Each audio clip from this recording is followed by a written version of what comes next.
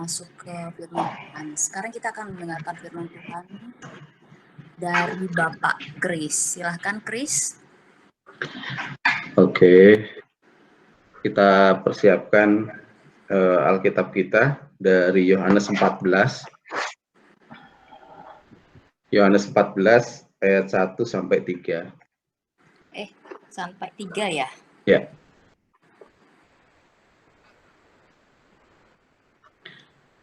Sebelum kita mulai, mari kita berdoa. Mari kita berdoa. Bapa di sorga, Bapa yang kami kenal dalam nama Tuhan Yesus, kami mengucap syukur Tuhan untuk cinta kasih Tuhan, untuk pemeliharaan Tuhan dalam kehidupan kami. Kami adalah anak-anak-Mu Tuhan, bagaimanapun situasi dan kondisi, kami percaya tangan Tuhan tidak kurang panjang. Dan pemeliharaan Tuhan tidak pasti sempurna dalam kehidupan kami masing-masing. Dan saat ini Tuhan kami mengucap syukur karena Engkau menyediakan waktu bagi kami untuk kami beribadah kepadamu Tuhan. Kiranya Engkau memberkati waktu ini sehingga kami boleh mempermuliakan nama-Mu di dalam kehidupan kami. Kami sudah memuji nama-Mu ya Tuhan, dan saat ini kami akan mendengar firman-Mu.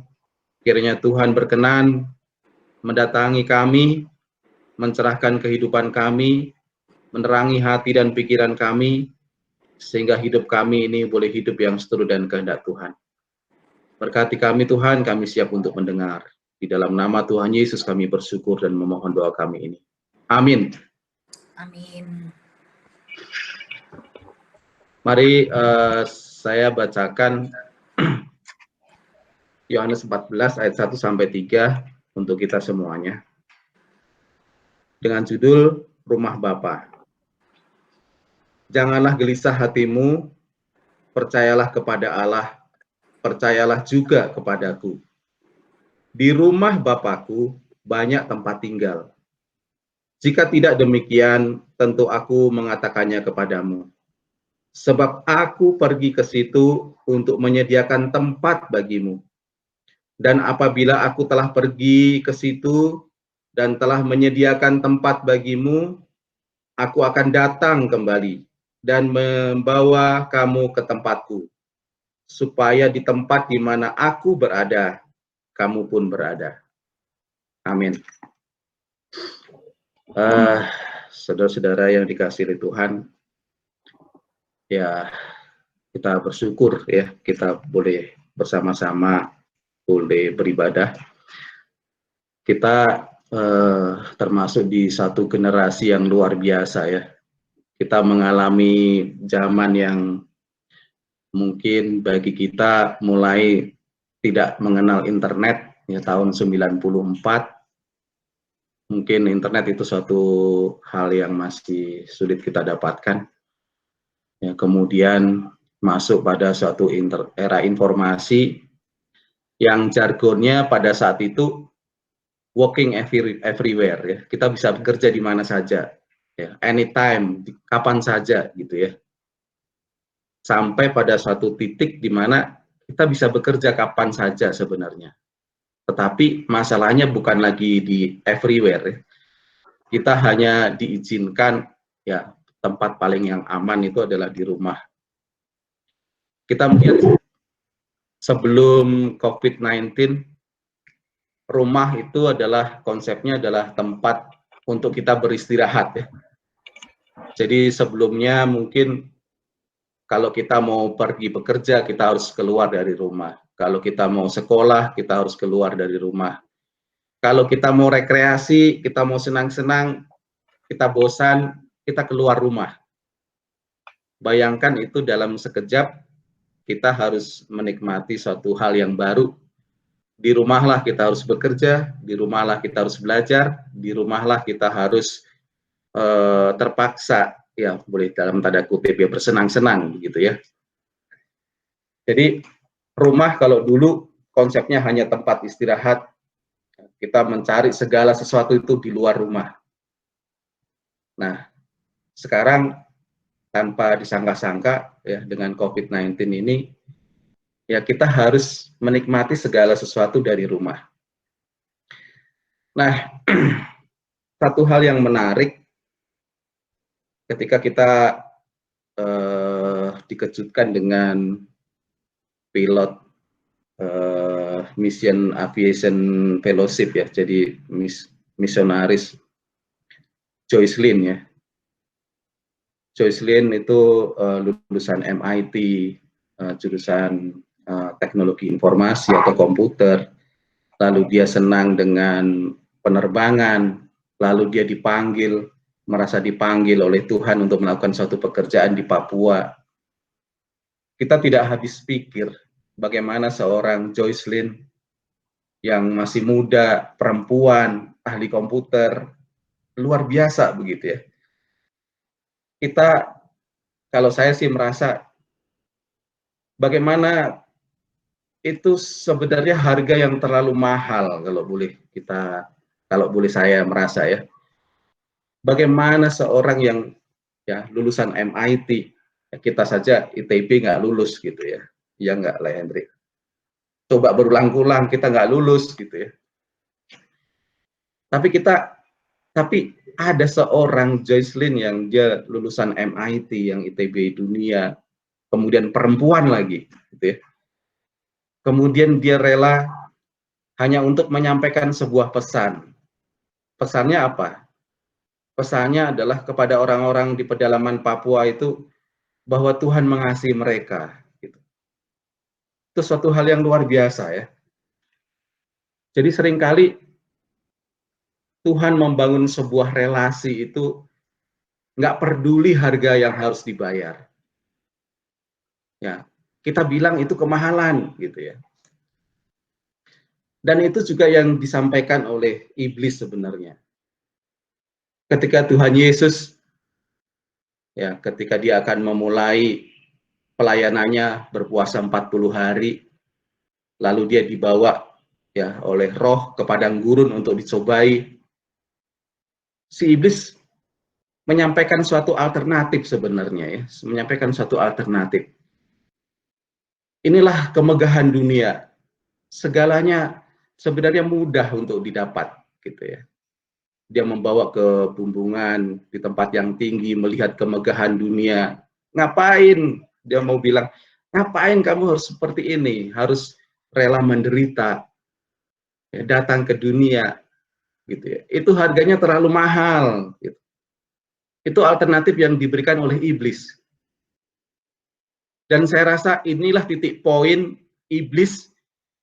Dia tidak menerima ya, Allah yang mau rela menderita itu di luar pemikiran dia. Mungkin iblis akan selalu taat, akan selalu patuh, akan selalu menyembah Tuhan yang menyatakan dirinya adalah Allah yang maha besar. Allahu Akbar, itu pasti dia sembah. Tetapi Allah yang mau rela turun ke dunia itu ridiculous gitu ya, hal yang bodoh gitu ya bagi orang yang tidak mengenal Tuhan.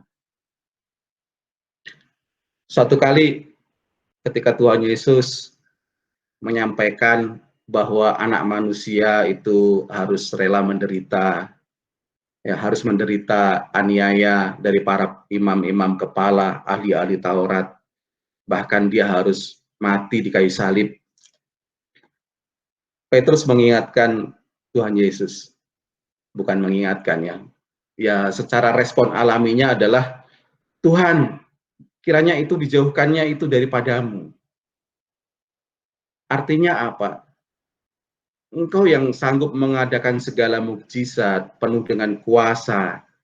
Jangan sampai hal-hal yang seperti itu terjadi.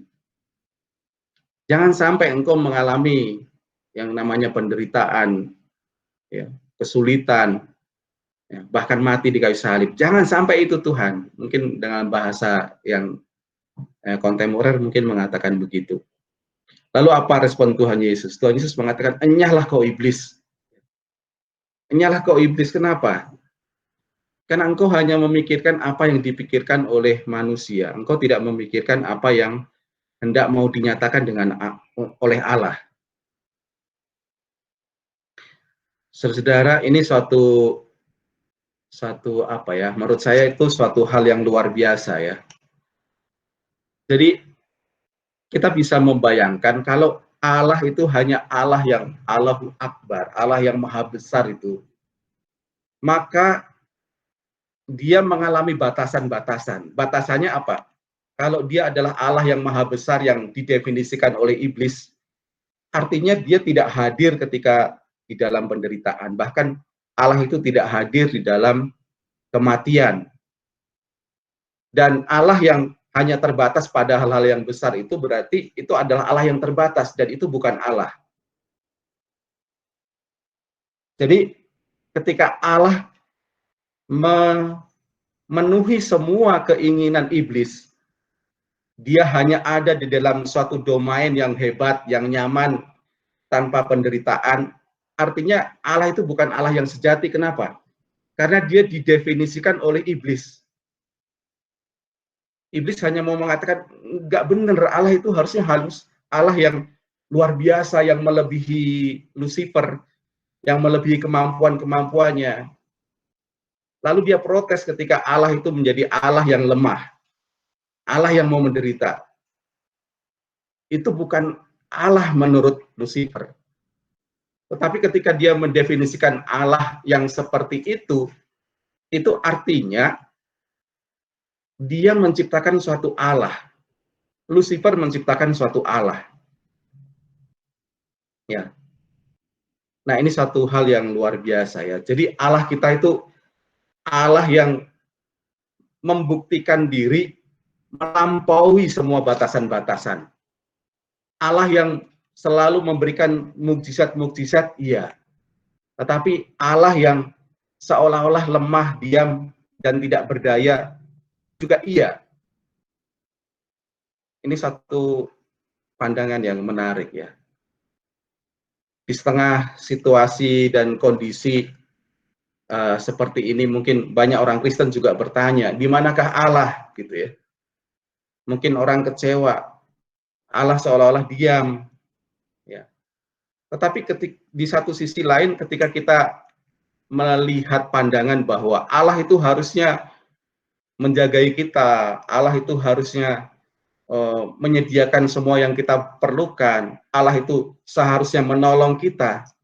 Bukankah kita mendefinisikan Allah? Bukankah dengan cara itu kita menciptakan Allah yang menurut pandangan kita sendiri? Jadi seharusnya Allah yang sejati itu tidak bisa didefinisikan oleh pemahaman-pemahaman kita. Allah yang sejati itu adalah Allah yang dia melakukan apa yang dia kehendaki. Allah yang sejati itu diprotes oleh Lucifer, makanya dia memberontak. Harusnya Allah yang sejati menurut Lucifer itu tidak hadir sebagai manusia yang lemah, tidak hadir di dalam penderitaan, dan tidak boleh mati. Itu adalah Allah menurut definisi Lucifer. Tetapi dengan cara mendefinisikan Allah yang seperti itu, bukankah Allah itu bukan Allah yang sejati? Allah itu adalah Allah ciptaan dari Lucifer itu sendiri. Maka Allah itu melampaui semuanya itu. Nah, pandangan manusia tentang Allah, ya seringkali ya kita diuji. Seringkali kita diuji untuk seharusnya Allah seperti ini, menjawab semua kebutuhan kita, menjawab doa-doa kita. Ya, harusnya ketika orang itu percaya, ya, COVID tidak mampu lagi membunuh kita. Gitu. Tapi bukankah dengan mendefinisikan Allah seperti itu, kita tidak menyembah Allah yang sejati? Kita menciptakan Allah menurut pandangan kita masing-masing. Jadi ketika Yesus datang ke dunia, mengintervensi dunia ini, dia tidak peduli pandangan iblis, mau pandangan manusia, yang jelas dia melakukan apa yang Allah kehendaki. Itulah Allah yang sejati. Bayangkan kalau misalkan pada saat itu Tuhan Yesus mengambil cara yang mudah. Ya, iblis menawarkan segala kemegahan dunia bisa diraih mudah kok, bisa meraih mudah dengan cara menyembah Dia sekali saja. Tapi bukankah dengan cara itu Yesus menjadikan iblis itu menjadi Allahnya? Puji Tuhan, ya, Tuhan Yesus tidak melakukan hal itu. Dia melampaui semuanya itu. Dia membuktikan bahwa Allah itu Allah yang hadir di dalam penderitaan, ya, tidak menghindari penderitaan, bahkan rela diam di dalam penderitaan, bahkan menyelami kematian sekalipun. Nah, inilah saya melihat sebuah relasi, ya. Jadi di dalam pembacaan kita tadi mengatakan, di rumah Bapakku banyak tempat tinggal. Jika tidak demikian, tentu aku mengatakannya kepadamu. Sebab aku pergi ke situ untuk menyediakan tempat bagimu. Jadi Allah yang mengasihi manusia itu mengasihi. Tetapi untuk mendapatkan tempat di hatinya, itu perlu ditebus. Allah apakah mengasihi semua manusia? Iya, Allah mengasihi semua manusia. Tetapi tidak semua yang Allah kasihi itu ada di tempat di dalam hatinya. Kenapa? Karena Allah itu suci, Allah itu kudus. Meskipun Allah itu mengasihi manusia, tetapi kekudusan dan kesucian Allah itu membuat manusia yang berdosa itu tidak bisa hidup bersama-sama dengan Dia. Sehingga perlu penebusan oleh darah Yesus. Nah, semua kita yang ada di sini itu ada di dalam hati Bapa. Jadi kalau kita bicara di sini tempat, mungkin kita bicara seperti di dalam hati kita itu ada ruang hati. Ya, mungkin di setiap kita punya orang-orang yang kita kasihi yang ada di dalam hati kita. Itulah ruang hati. Dan itulah menyatakan relasi. Jadi relasi itu ada hanya ketika Yesus mati di kayu salib. Hanya itu jalan satu-satunya. Tidak ada jalan yang lain. Allah mengasihi semua manusia, iya. Tetapi kekudusan dan kesucian Allah itu hanya mengizinkan manusia yang sudah ditebus itu untuk tinggal di ruang hatinya. Dan itu harganya sangat mahal. Nah, relasi itu saya sering menganalogikan seperti jembatan. Jadi kalau kita punya jembatan antar sisi atau antar yang melewati sungai gitu ya, dengan adanya jembatan itu alat transportasi itu bisa lewat. Artinya dengan jembatan itu ya, memungkinkan adanya apapun bisa lewat jembatan itu. Dengan adanya relasi dengan Bapa, berarti kita punya jembatan. Artinya apa? Berkat-berkat rohani itu bisa lewat. Tanpa ada relasi, nggak mungkin itu bisa lewat. Semua yang terjadi itu pasti ada relasi. Sama seperti kita beribadah di tempat ini bersama-sama. Itu karena relasi. Karena kalau tidak ada relasi, nggak mungkin kita ada ya terjadi di sini. Jadi relasi itu seperti jembatan. Ketika relasi itu terbentuk, maka apapun berkat-berkat rohani itu bisa disalurkan. Tetapi kalau relasi itu tidak ada, tidak mungkin berkat rohani itu tersalurkan. Jadi relasi itu baru tahap awal. Untuk tahap berikutnya, kita nggak tahu apa yang akan Tuhan salurkan di dalam relasi itu. Sama seperti kalau boleh saya analogikan, manusia itu seperti kipas angin ya. Kipas angin. Ketika dia pada kecepatan yang paling tinggi, lalu kita cabut, kipas angin itu masih terus berputar. Tetapi kita tahu kipas angin itu mati. Ya, jadi sama seperti itu. Manusia itu kalau tidak terhubung kepada sumber hidup, dia mati. Sama seperti kipas tadi yang meskipun dia berputar, kalau dia tidak tercolok pada sumber arus listrik, gitu ya, dia tetap aja mati. Meskipun orang, ya boleh dikatakan tadi seperti kipas itu berputarnya cepat sekali, kita menyangka dia hidup. Itu sama seperti orang yang pencapaiannya banyak sekali, pencapaiannya luar biasa. Tetapi kalau dia tidak terhubung pada sumber hidup itu, artinya mati. Nah, seringkali relasi itu tadi ya, Tuhan untuk membangun sebuah relasi itu harganya mahal. Dan dia tidak peduli harganya semahal apapun, dia bayar. Ya, tadi dengan contoh, tadi dengan Joycelyn, dia kirim. Itu terlalu mahal Tuhan. Dia nggak peduli. Dia mengirim anaknya yang tunggal datang ke dunia, terlalu mahal menurut manusia, terlalu mahal menurut iblis. Dia nggak peduli. Tetapi ketika relasi itu sudah dibangun, maka untuk berikutnya, Bapak akan menyalurkan semua yang dia punya. Nah, saya melihat situasinya seperti ini ya. Sebelum COVID-19, ya, Tuhan yang sudah membayar harga yang terlalu mahal itu, semua orang mengatakan, ayo kita Tuhan menawarkan sebuah relasi, ayo kita berelasi. Ketika relasi itu terbentuk, apapun Tuhan bisa karuniakan. Tetapi saya mau sampaikan bahwa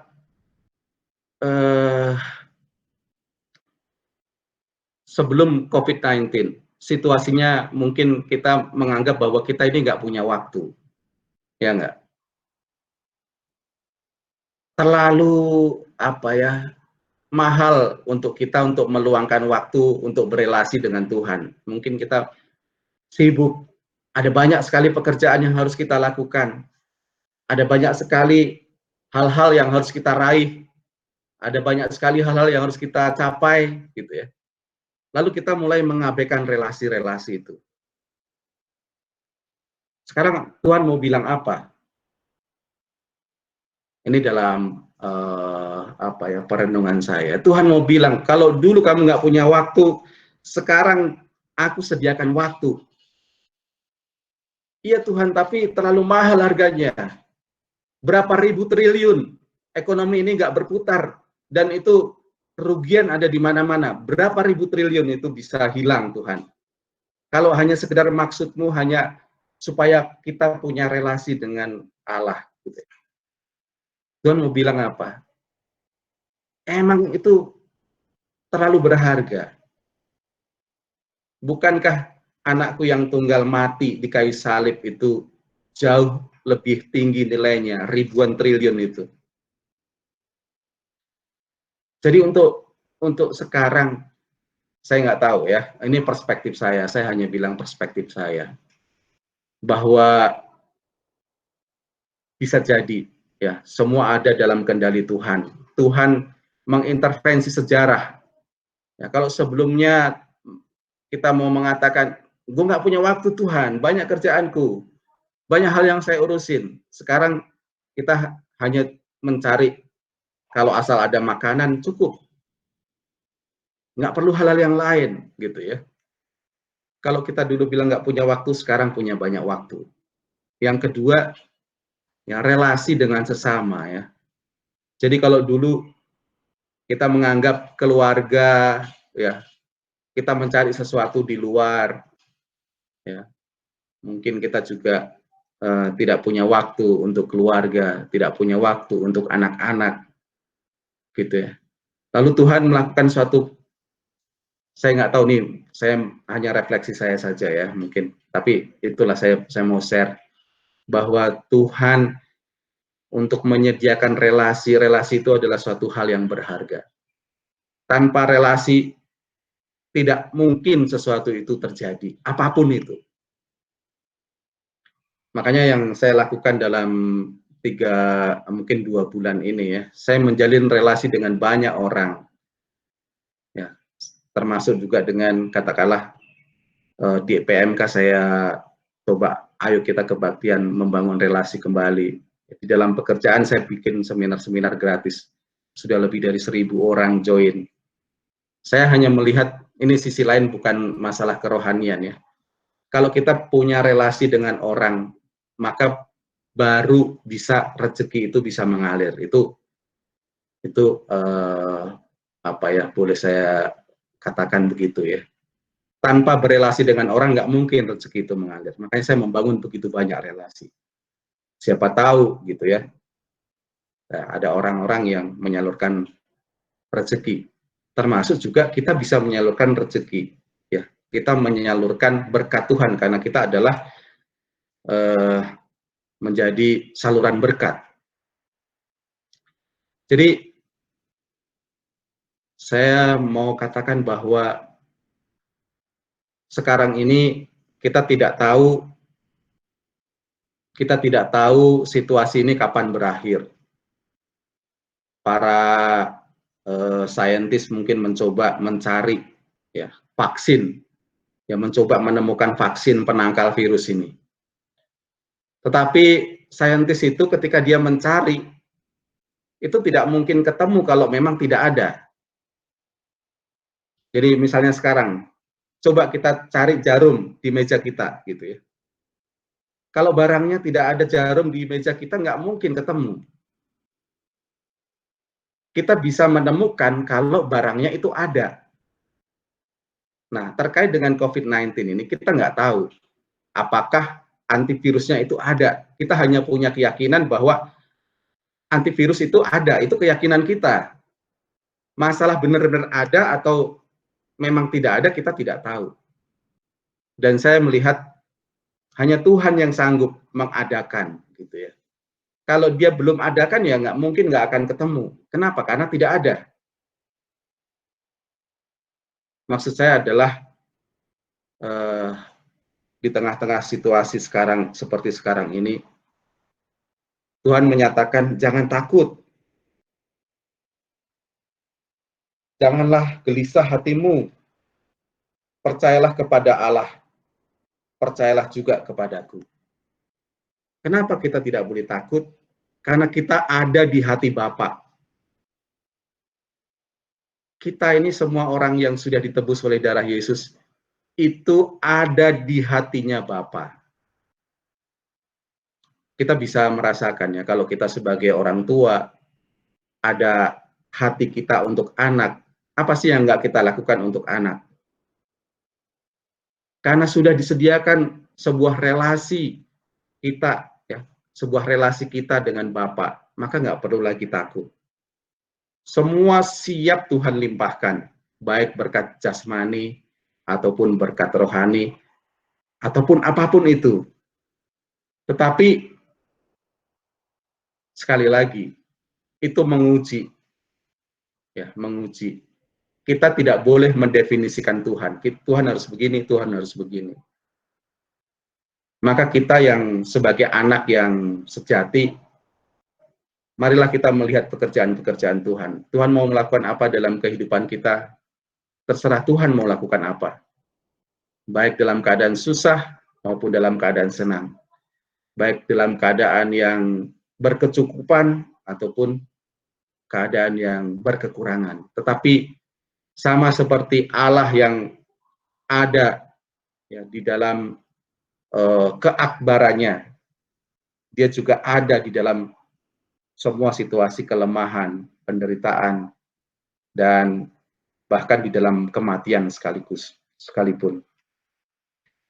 Jadi kita berharap our new normal, ya kita mau melihat kembali ya, normal kita yang baru. Kita banyak waktu, berbohong kalau kita tidak punya waktu. Tapi waktu itu kita pergunakan untuk apa? Sebaiknya waktu-waktu yang Tuhan sediakan itu kita pakai untuk membangun sebuah relasi ya, dengan Allah Bapa kita, dengan anak-anak kita. Kalau boleh kita ingat sebuah ilustrasi ketika seorang anak yang hilang lalu dia datang. Kita bisa mengimajinasikan bahwa Allah itu seperti orang tua yang punya anak yang hilang itu, yang dia selalu ada di teras menunggu setiap hari kapan anaknya pulang. Dan ketika pulang, dia lari, dia merangkul, kemudian memahkotai anaknya itu dengan kemuliaan, dengan pakaian yang terbaik. Dia berikan semua apa yang punya. Dia membuat sebuah pesta. Sebuah pesta. Dia potong lembu yang paling tambun. Jadi Tuhan menyambut ya, semua orang yang datang kepadanya oleh penebusan Yesus. Dan sekarang tidak ada alasan bagi kita. Marilah kita mempergunakan waktu yang ada itu untuk membangun. Yang itu tadi ya, Tuhan tidak peduli harganya. Ya, berapa ribu triliun ya kerugiannya. Itu yang dirasakan oleh manusia, tapi kalau kita lihat dari sisi Allah, Tuhan sudah memberikan semuanya, harganya lunas sudah dibayar. Apa yang paling dia punya, yang paling berharga sudah diberikan untuk kita. Mari kita berdoa.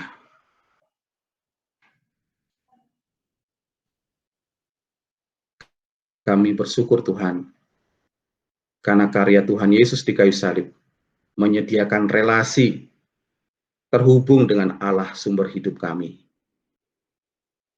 Karena karya Tuhan Yesus di kayu salib, kami boleh mendapat tempat di hati Bapa.